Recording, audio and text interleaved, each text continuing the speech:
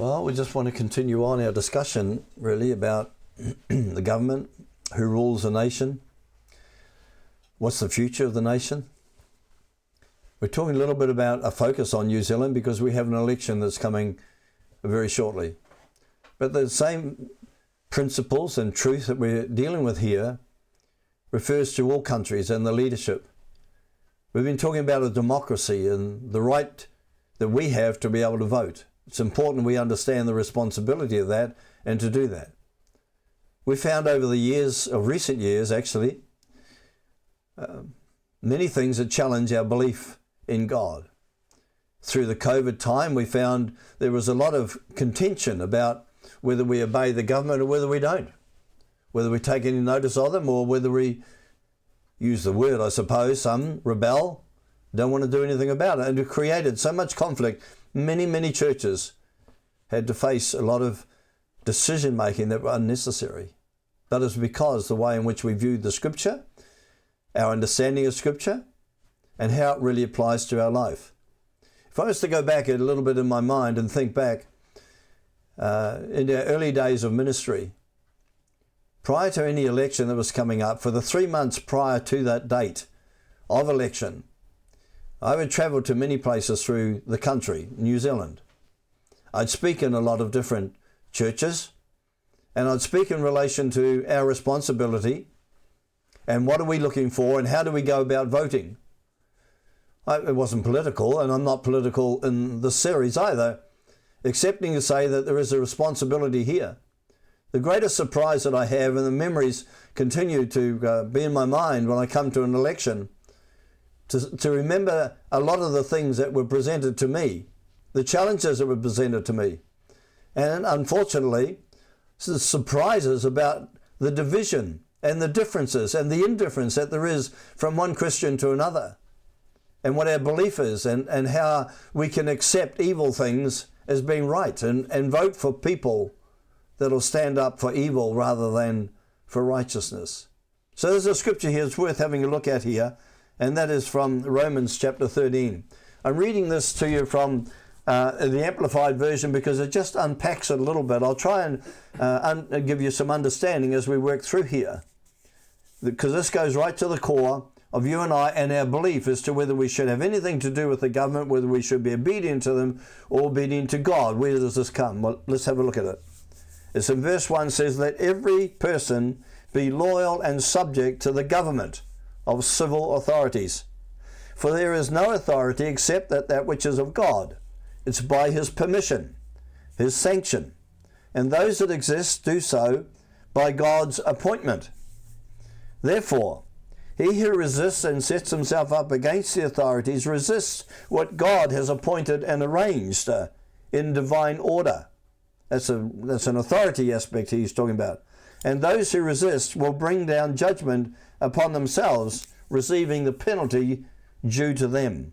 For civil authorities are not a terror to the people, not supposed to be, to the people of good conduct, but to those of bad behaviour.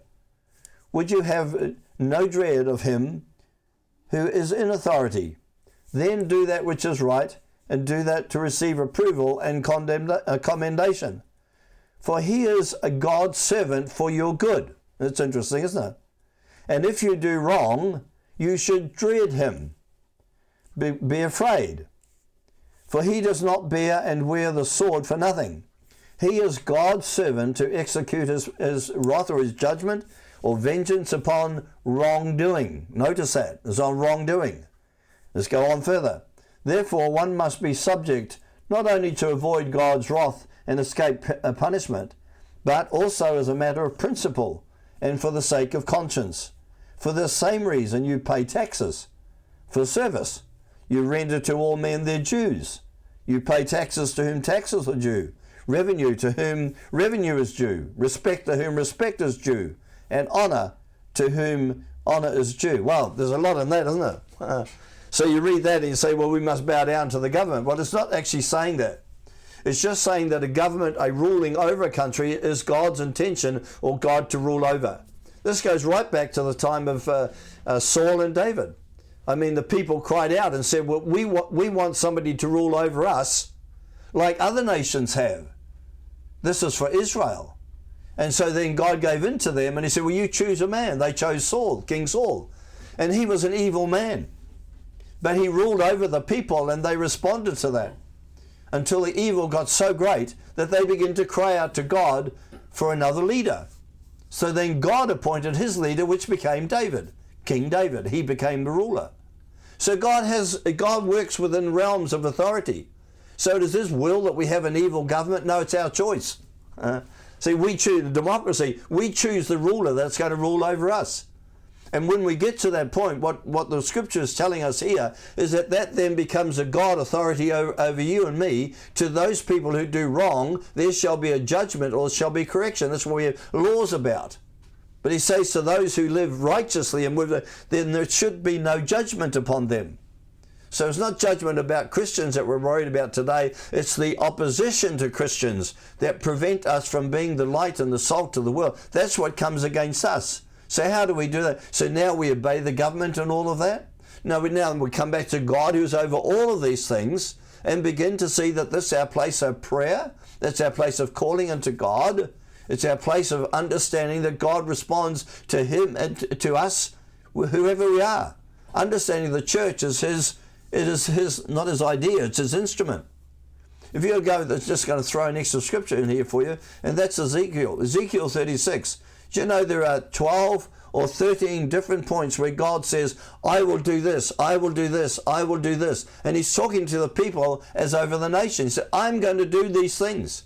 But you see, but then he concludes it. Listen to this verse. He says this. He says, thus saith the Lord, I will yet be inquired of by my people, by the house of Israel, to do these things for them. And I will increase them with men like a flock. So what's he saying here? He said, well, I want to do all these things. So why doesn't he just do them? Because he's looking for the heart and the cry of the people. What do you want from God? See? So we come to this election time. I'm saying, what do you want from God? What do you want for this country? There are so many promises, so much being given by God to speak to the people of this nation, for this nation to be a light to the nations of the world. And we understand that. And we go back to the same, well, it's over to God. Well, no, it's not. It's actually over to you and to me.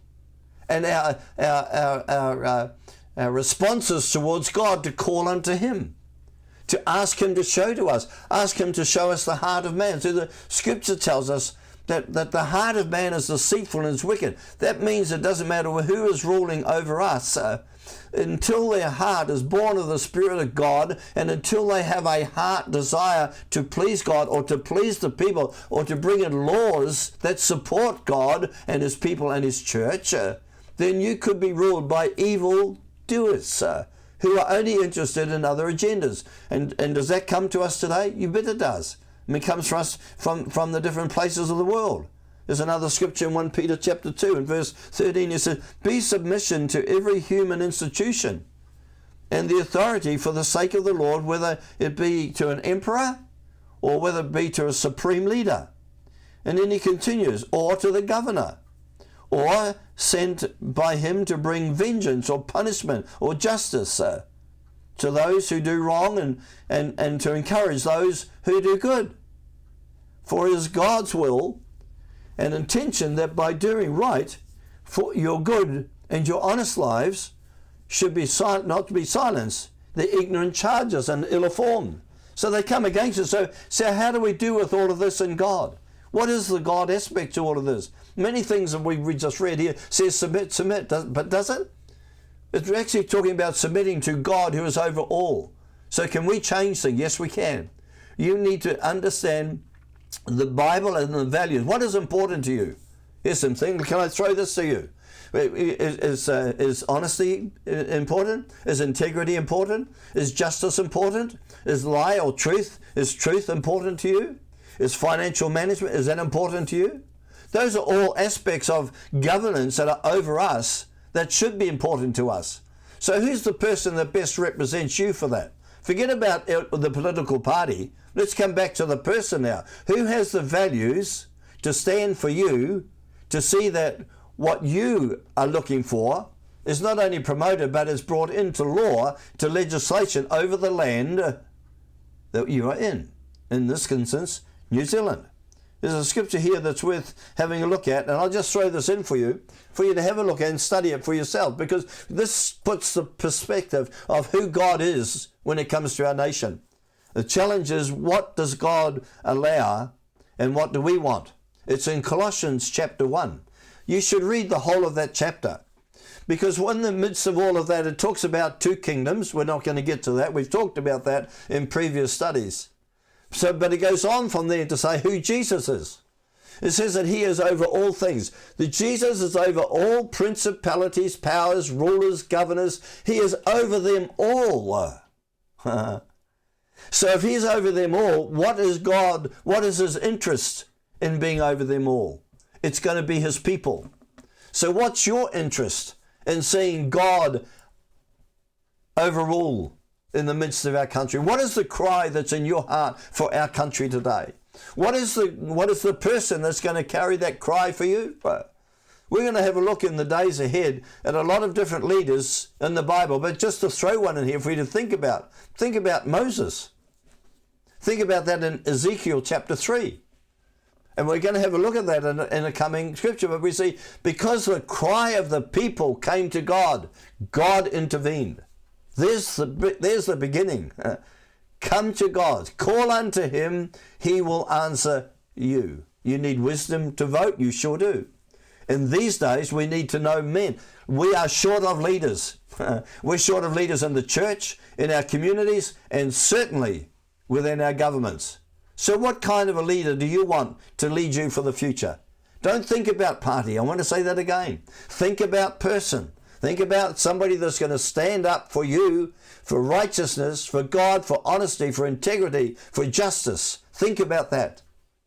Well, that's just a few thoughts. I trust it's helpful for you as we just kind of build up to this time of election and determining what we want of the future of our country. Click on subscribe, and you just get notification of the next snippet that's on its way. Send us an email if you wish to do that. Why don't you discuss this amongst your group? Why don't you go to your leaders? Why don't you go to your church leaders and say, we want to discuss this in the life of our church? Why don't you do that? Because it needs to be. It needs to be done. There's too much ignorance. Sorry to use that word, but there's too much ignorance in the house of God when it comes to these areas of critical rulership over our nation. You don't like what we've got? It's in your hands. It is. Well, God bless you. I trust it's helpful.